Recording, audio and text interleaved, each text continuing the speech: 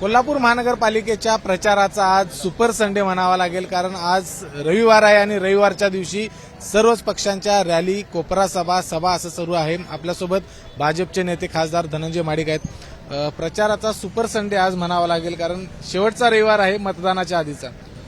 Bharatiya Janata party, Shiv Sena, Rashtrawadi जी महायुती जी झालेली आहे, एक अभूतपूर्व महायुती कोल्हापूर शहरामध्ये निर्माण झालेली आहे.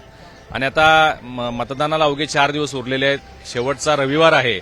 आज आम्ही महायुतीच्या वतीने ठरवलं आहे की संपूर्ण 81 प्रभागामध्ये, 81 वॉर्डमध्ये एकत्रित सगळ्यांनी येऊन मोठमोठी रॅली काढून जेवढ्या काही जनतेचं आपल्याला समर्थन आहे ते सगळे या रॅलीमध्ये सहभागी होतील आणि संपूर्ण प्रभागामध्ये फिरून लोकांच्याकडे आशीर्वाद मागायचं, लोकांचं समर्थन मागायचं, या दृष्टिकोनातून ही सगळी तयारी आहे. विजयाचा कितपत विश्वास वाढतो आपल्याला?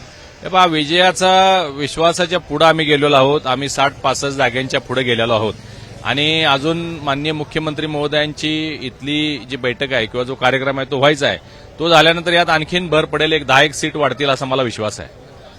विरोधक जे आपले आहेत त्यांचं असं म्हणणं आहे की काही झालं तरी आम्ही या ठिकाणी बाजी मारू. काय नेमकं वाटतं? काय बाजी? 15 वर्ष कोल्हापूर महापालिकेची सत्ता विरोधकांच्याकडे आहे, काँग्रेसकडे आहे.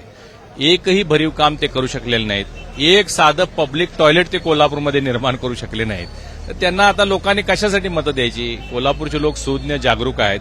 त्यांनी त्यांचा चेहरा पाहिलेला आहे, त्यांचे काम करण्याची पद्धत पाहिलेली आहे, सत्ता देऊन पाहिलेला आहे, त्यांचा भ्रष्टाचार पाहिलेला आहे, त्यांचा काम करण्याची जी पद्धत आहे ती पाहिली असल्यामुळं कोल्हापूरचे लोक आता ठरवलंय लोकांनी की महायुतीसोबत जायचं आणि महायुतीची भक्कम फळी आता निर्माण झालेली आहे. सगळे ताकदवान उमेदवार आम्ही दिलेले आहेत आणि निश्चितपणानं यावेळी महापालिकेवर महायुतीचाच भगवा फडकेल याचा मला विश्वास आहे. आपल्याकडून म्हटलेलं आहे की जे मनात ते मनपात, आणि काँग्रेसकडून म्हटले की 15 जानेवारी काँग्रेसच भारी. काय होणार? हे पहा, प्रत्येक वेळी काँग्रेसच्या नेत्यांनी काहीतरी निवडणूक आली की एक टॅगलाईन वापरायची आणि लोकांना फसवायचं, हे काम केलेलं आहे. आणि म्हणून यावेळी सुद्धा त्यांनी काहीतरी टॅगलाईन काढली. आम्ही लोकांचा ज्यावेळी आढावा घेतला त्यावेळी लोकांनी सांगितले की आमच्या मनात आहे ते आम्ही यावेळी मनपात आम्ही दाखवून देऊ.